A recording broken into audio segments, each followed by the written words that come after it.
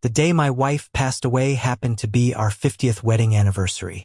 When we were young, I was caught up in starting my business and was always running around, leaving my wife overworked. She miscarried twice, and after that, she couldn't have kids. I was heartbroken, so I promised her we'd never have children. Once my business was stable, I quit to become a full-time stay-at-home husband, and we raised an adopted child as our own. It wasn't until the day she died that I discovered her so-called miscarriages were actually abortions. 40 years prior, during her time overseas, she had a child with her first love. That child turned out to be our adopted son, Jason, whom I raised with my own hands. Upon learning the truth, I had a heart attack and died on the spot. When I opened my eyes again, it was the day my wife came home with Jason. Jason, say, "Daddy, this is your home now."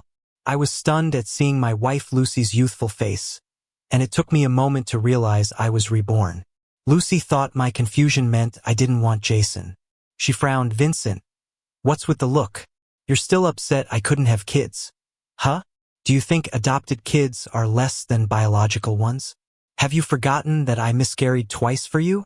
Watching her talk, I calmly said, "If I remember right, you went abroad 5 years ago.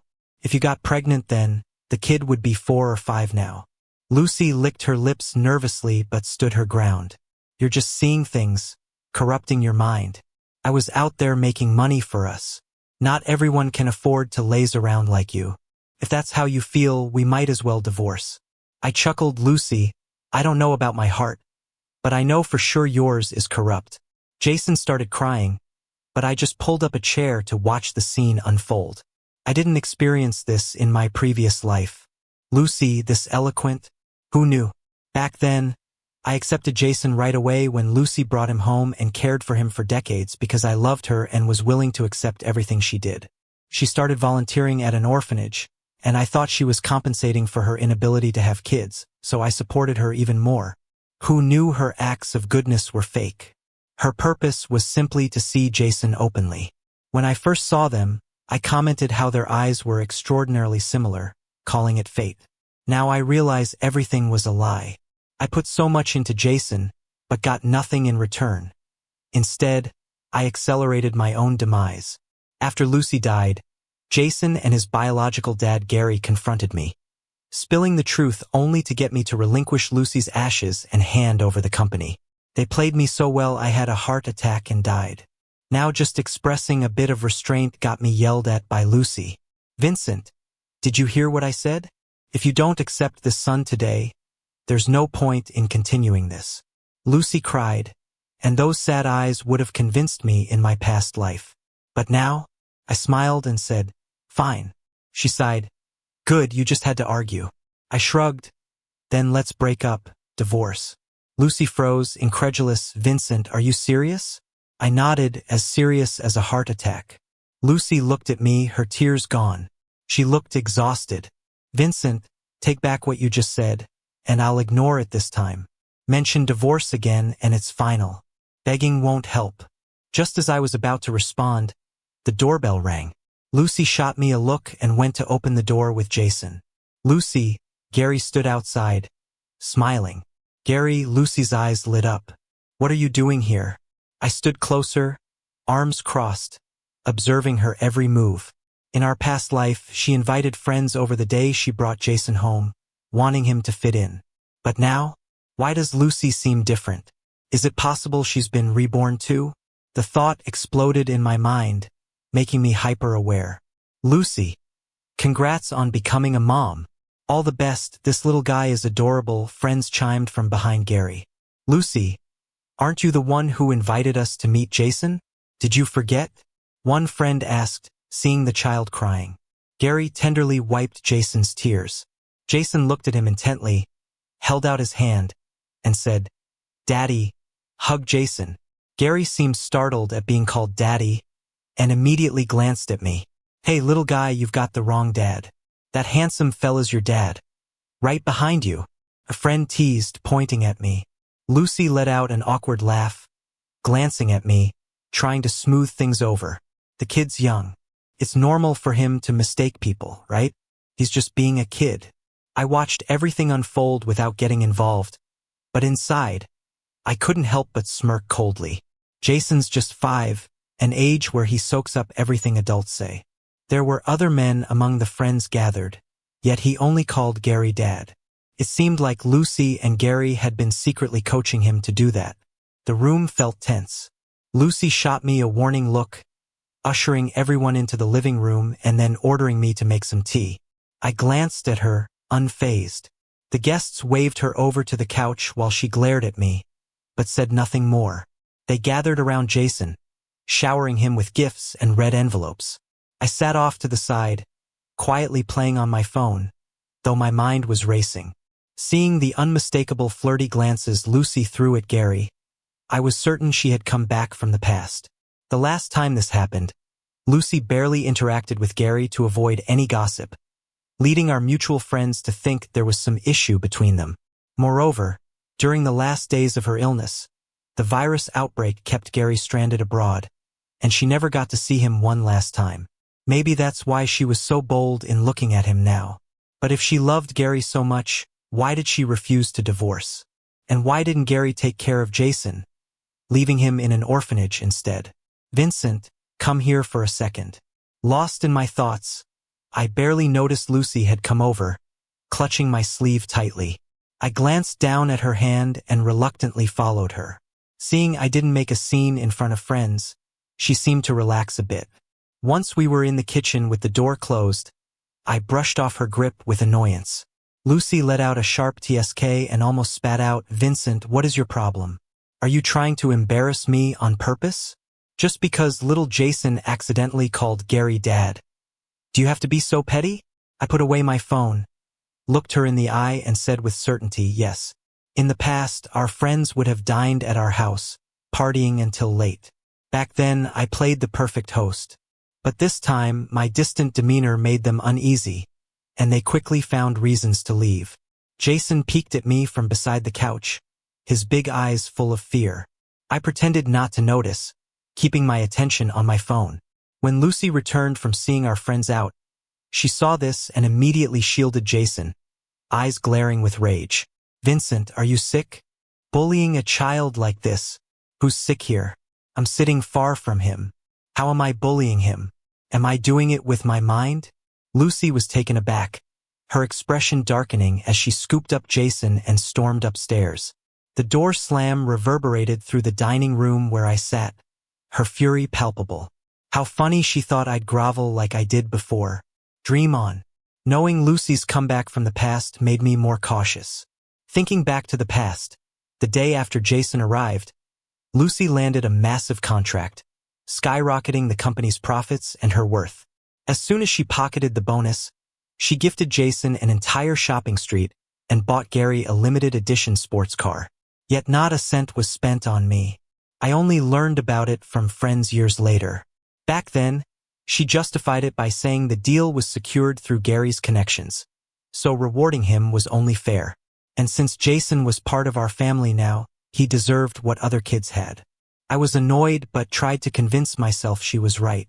"Sure, Lucy, you decide everything in the house." Now, as I remember, she simply took advantage of my kindness, relying on my willingness to put her first. This deal, actually brokered by my father, had nothing to do with Gary. My dad and I were estranged due to his abandonment, but he chose to help me from a distance. I only discovered this much later, but I doubt Lucy ever knew. She brazenly lied without realizing the truth. I won't let them bully me again. Determined, I dialed a number before grabbing my car keys and heading to a coffee shop I remembered. The person was waiting by the window. When I arrived, Lily raised her coffee cup in greeting. After parking, I took a deep breath before entering. The doorbell jingled as I walked in, sunlight spilling over Lily's face, and the aroma of freshly brewed coffee filled the air. A soothing piano piece played in the background, making the setting feel even more relaxing. The calm atmosphere instantly put me at ease. Breaking the silence, I started, "Your habits haven't changed, have they? Still hanging out at the cafe we used to pass on our way to school? Not hiding from me anymore? Huh? Why did you suddenly decide to call?" Lily pushed a latte towards me and locked eyes with me. Taking a sip, I found the taste familiar, just like it was back in the day. That eased the awkwardness a bit. Can you help me get detailed info on Gary? I laid out all my reasons for wanting to investigate him. Lily leaned back in her seat, listening quietly. After I finished, she finally spoke. I'll help you, but what's in it for me? Lily was sort of my first love. We spent so much time together back then that she developed feelings for me, but I wasn't interested. Even after several rejections, she kept coming back, which frustrated me. After my mom passed, I moved out of our old house to deliberately cut ties with her. It's been years, and we haven't kept in touch. Later on, Lily's career took off. I'd run into her a few times while accompanying Lucy for business, but neither of us felt like catching up. Her eyes would linger on me but dart away when I looked back. I placed my hands on the table and calmly looked at her. What do you want? She raised an eyebrow. Anything? I nodded, as long as I can afford it. Lily's eyes sparkled, and she smiled slightly. You can afford it. I'll help you out first, then ask for my payment once it's done. What she said was vague, and although I felt uneasy about it, I had few choices left. I hadn't worked in years, had little savings, and fewer connections. Lily was the only person I could think of who might help. After saying goodbye to Lily, I drove straight to the company. I figured Lucy would be at home with the kids, but surprisingly, I ran into her at the office. Even through the closed office door, I could hear the heavy breathing inside. Her assistant, blushing like crazy, was pretending to be super busy in the corner to avoid suspicion.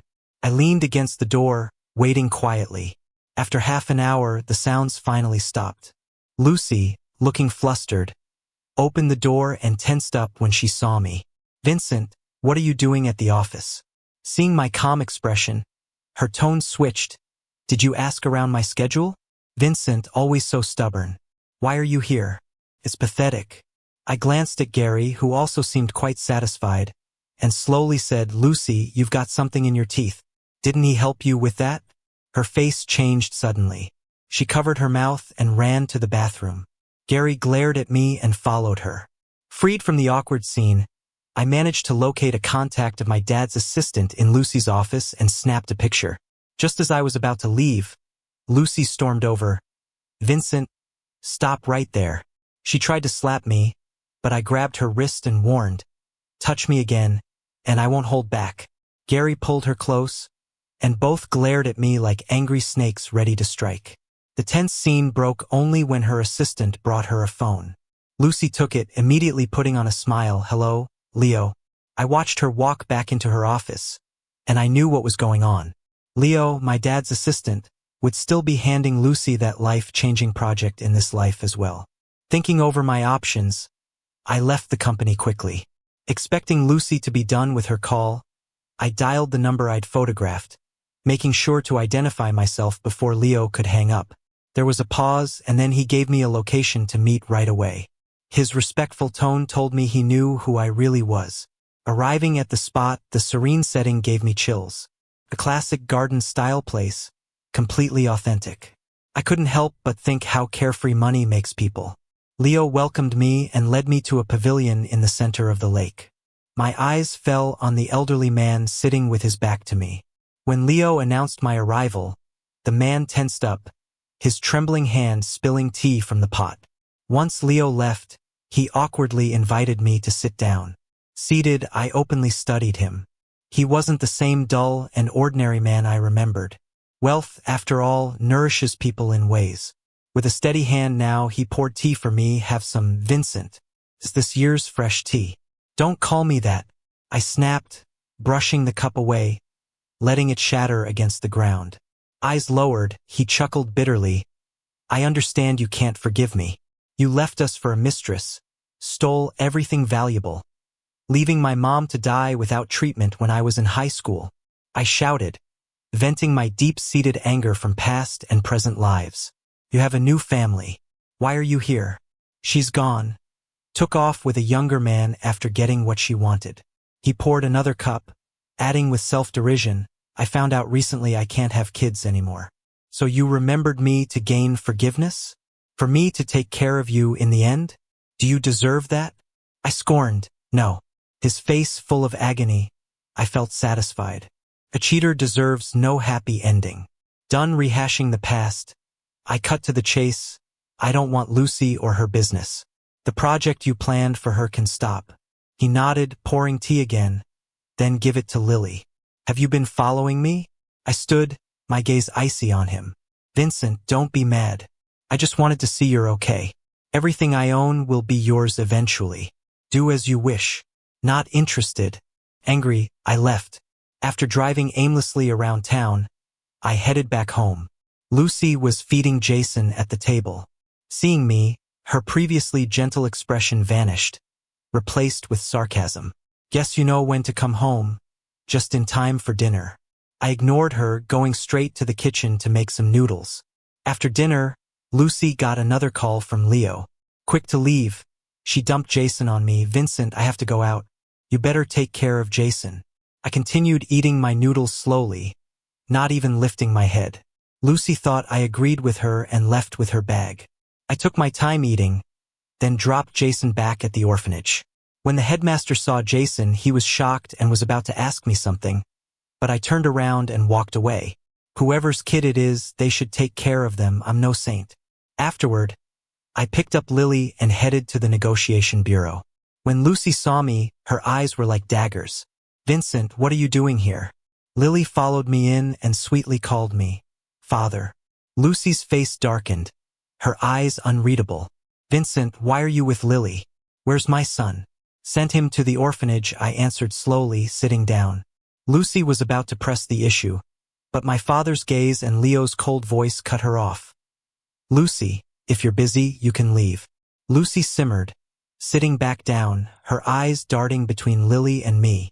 Lily kept smiling, deliberately cozying up to me. I knew she was trying to provoke Lucy, so I didn't stop her. Lily and Lucy's companies are rivals, always clashing over business. Tonight's party was to announce that our project was getting transferred to Lily's company. Lucy seethed, her face turning red, but she held back. It wasn't until the party ended that she cornered Leo to ask what was going on. Leo looked my way, saw I wasn't going to speak, then chose his words carefully. It's the boss's decision. Lucy should understand I'm just an employee too. Who am I to question the boss? Losing billions like that, Lucy couldn't keep her cool and stormed off, cursing as she passed me. Useless. Mr. Vincent, the assistant, followed Lucy with a gift box. The boss knows it's your birthday. Here's a gift for you. Opening the box, a limited edition black card caught Lucy's eye, making her pause with greed. Lily then handed me a limited edition watch. For you, she said. I thanked her and was about to take it. She held it up, looking at me gently. Let me put it on for you. I glanced at Lucy's dark expression and smiled, extending my arm. Sure, thanks. The watch's simple face was eye-catching, understated but obviously pricey. The assistant chimed in, complimenting, Lily has great taste. Lily replied sweetly, Vincent's sophisticated enough to match it. We bantered while Lucy fumed, breathing heavily.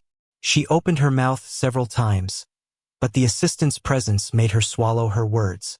Eventually, Lucy couldn't hold it anymore, her voice cold.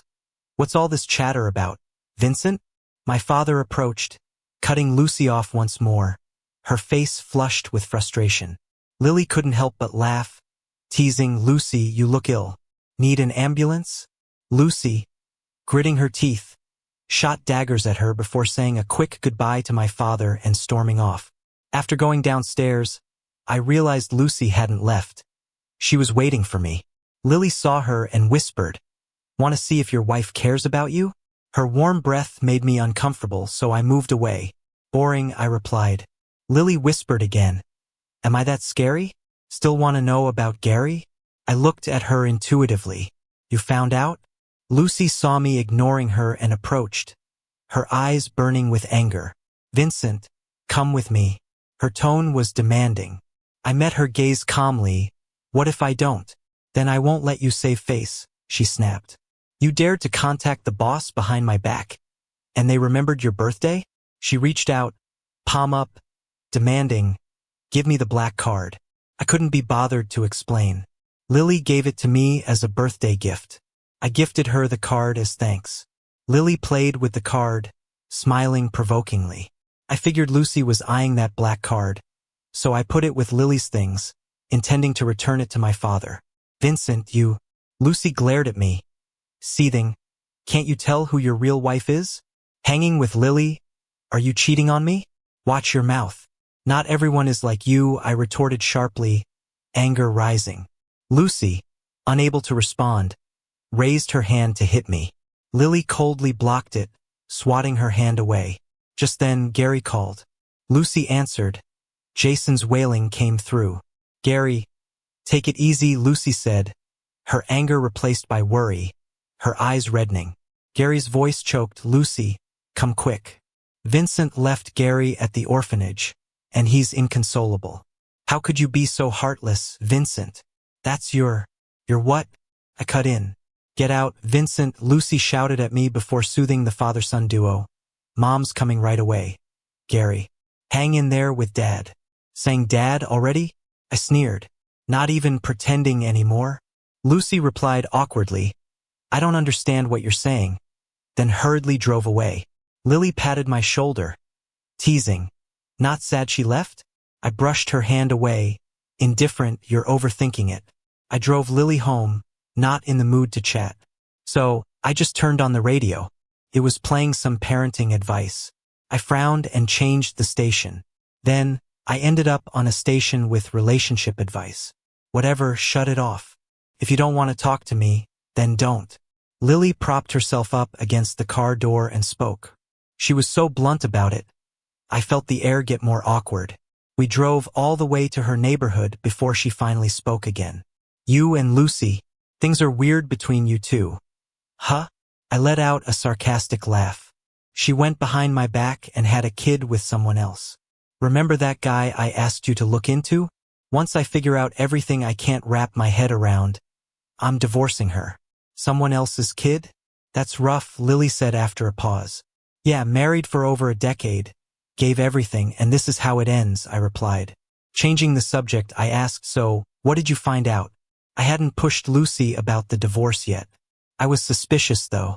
I thought Lucy and Gary might be up to something shady. In the past, I let her walk all over me because I was so into her. But given this second chance, I'm clearing out any obstacles that could trip me up. Gary's like a hidden bomb, and I need to figure out what he's up to before I can relax. Give me 2 more days. Gary's been living abroad, and I've asked some friends overseas to check on him. All right, thanks. By the time I got home, it was around 10 at night. As soon as I walked in, there was Lucy and her family, sitting on the couch waiting for me. I noticed Jason fiddling with an airplane model. I got a closer look and grabbed it from him instantly. Jason looked about ready to cry. Vincent, are you nuts? If you need help, go see a doctor. Fighting a kid over a toy plane? Lucy said, scooping him up and soothing him. Vincent, come on, he's just a 5-year-old. Gary chimed in, clearly annoyed. I checked out the model and said angrily, say whatever you want. If you like buying toys so much, then you go do it. But don't use my stuff to play the good guy. It's dirty to me. It's just a sentimental gift from my mom for my birthday when I was a kid. She worked so hard to raise me all by herself, never spending a dime on herself, and saved up everything for my gifts. I usually keep it in an acrylic box and never touch it. And you call it junk. Okay. I won't touch your stuff anymore, happy? Lucy snapped with irritation written all over her face. Gary and I are heading abroad for a bit. A project fell through, but Gary's got a connection for me. Jason's on you. Take care of him, don't you dare think about sending him back to the orphanage. Vincent, Jason's a good kid, don't go doing something irresponsible, Gary added, trying to be all parental. I rolled my eyes and carefully wiped the plane. Vincent, I'm talking to you. Lucy raised her voice, tired of my attitude. In the past, when Lucy signed a contract with the company, she traveled with Gary, saying that she needed to check out a foreign supplier, and Gary was heading back for work, so they'd go together. Not once did I stop to doubt her words and promise to take care of Jason. I don't babysit. If you're leaving for another country, take him with you. Or else, I'll send him back to the orphanage again. Lucy's face darkened. I didn't give her time to throw a fit and just headed upstairs to my room. The next day, in Lucy's absence, I turned the house upside down but didn't find anything out of the ordinary. In the evening, Lily called, saying she had some news. I drove over. Just as I got there, I saw Gary making out with some huge foreign woman. I froze and quickly hid beneath the trees. Lily knocked on my window, and I let her in. Did you see that? The large woman is Gary's wife. Her dad is a renowned artist abroad. Gary's actually doing leagues better overseas. Lily added. I didn't know Gary well but pieced together his story from Lucy before. He's not an artist, just a regular office guy. How could his work impress someone significant like that? Do you have pictures? I asked, puzzled. Lily handed me some photos and I froze. Those were my sketches, the ones I doodle for fun. I put 2 and 2 together. Lucy knew all about Gary. She was stealing my work to give to him, which explains his rise in the art circles. She's bound to get caught. Without her knowing, every single one of my drawings had her initials hidden in them, in a unique font I paid someone to design. Since she wasn't keen on divorcing, I figured I'd give her a little push. Now that you know, when will you divorce Lucy? Lily teased, lifting my chin. You promised me something, remember? She reminded me. I turned my head, avoiding her hint. Once I handle all this, the divorce is next. After that, I started watching Lucy's daily activities closely. When she and Gary went abroad, I followed them, though not on the same flight. Lily had given me the scoop on Gary's address and studio abroad, even wired me some cash. After a few days with no solid evidence, I hired a detective. Wasn't long before I got those can't-be-ignored pictures. Caught them red-handed, Lucy and Gary, messing around on someone else's bed. I thought money makes miracles happen. With evidence in hand, I headed to the artists' gathering where Gary was at the center stage, brandishing his work. Lucy gazed at him like he was the second coming. I, sitting at the back, just listened to his nonsense. Couldn't hold it in and laughed out loud. People turned to glower at me, and the look on Lucy's face, absolutely priceless. She anxiously pushed through the crowd and came up to me, grabbing my arm to drag me outside. Vincent, come with me outside first, let me explain. Explain what? I shook her off and glanced around at the paintings on the walls, speaking coolly. Explain how the paintings I made ended up on the walls of an international exhibit? I made sure to say it in my native language so everyone could understand. Lucy desperately tried to cover my mouth, but she wasn't tall enough, and I refused to cooperate. Right after I spoke, there were murmurs of surprise from everyone there as they all looked at the elderly man in the center of the first row. Gary too looked at the old man and then yelled in frustration, Vincent, don't make false accusations. I created these paintings myself. Really? I walked over and pointed at one of the paintings. If you want to prove your innocence, I'm not even asking you to create a new piece. Just write this signature right now. Sir, what do you think? Everyone's eyes were glued to the drama unfolding. The elderly man banged his cane on the ground and nodded for him to proceed. Lucy was at the back, looking pale as a ghost. Gary, with a wandering gaze, picked up the pen and tried writing on the paper multiple times, but finally threw the pen down and crouched, clutching his head, crying out in despair. Don't force me. Don't force me. I did create these paintings. I did it myself. I chuckled, picked up the pen, and effortlessly wrote the signature. At that moment, everyone realized Gary was just a plagiarist. Young artists who had never liked him but tolerated him for the old man's sake suddenly pounced on him. The old man lost face and wanted to blame me. Gary's wife grabbed my collar, and Lucy's face lit up as if I was about to get hit. In the midst of the chaos, Lily strolled in wearing high heels. If I remember correctly, this is still a society governed by law, isn't it? Exposed as a plagiarist, feeling humiliated you were about to gang up on someone. Seeing Lily, I was so emotional I almost cried. Lily gave me a reassuring smile, then continued, If everyone's not interested in plagiarism, maybe check these out. She tossed a stack of papers into the air, scattering them everywhere.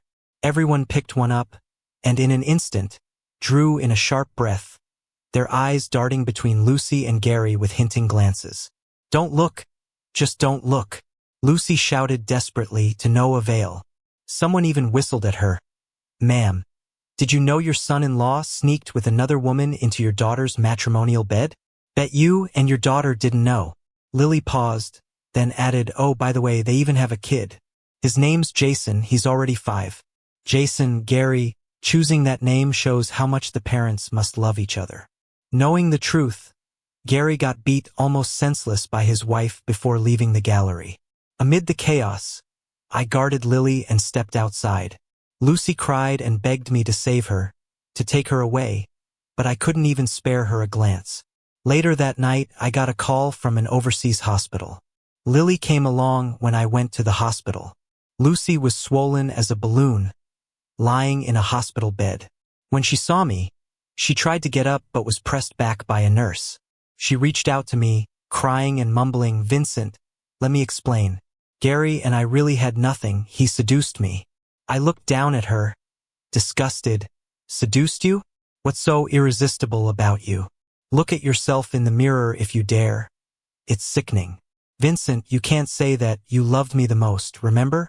Better off not mentioning the past. It riles me up like nothing else." I threw the divorce papers in her face and said with satisfaction, "Lucy, sign it. About you stealing my paintings, if you just sign this divorce agreement today, I won't press charges. Otherwise, get ready for jail." Lucy cried her heart out, shaking her head furiously. "One more thing, Lucy. That boss is my dad's company. Today I am making it clear, from now on you'll get no more projects, just wait for bankruptcy." After saying so, I ignored whatever reaction she had, determined to leave with Lily. A month later, Lucy returned from overseas, without Jason. Lily mentioned to me that Lucy had sent the child back to the orphanage. The director had thought Jason would have a good life, but seeing Lucy's faded interest after just a few days, angrily chased her out with a broom, saying he never wants to see her again. I just laughed it off. The first thing Lucy did when she got back was kneel before me, frantically admitting her mistakes, swearing for another chance. I said nothing, just pulled out my phone to call the police. Lucy was terrified, snatched my phone and hung up. Completely defeated, she agreed to compromise for her freedom. On the day we got the divorce certificate, the sky was clear and cloudless. Living through 2 lifetimes, for the first time, life felt this wonderful.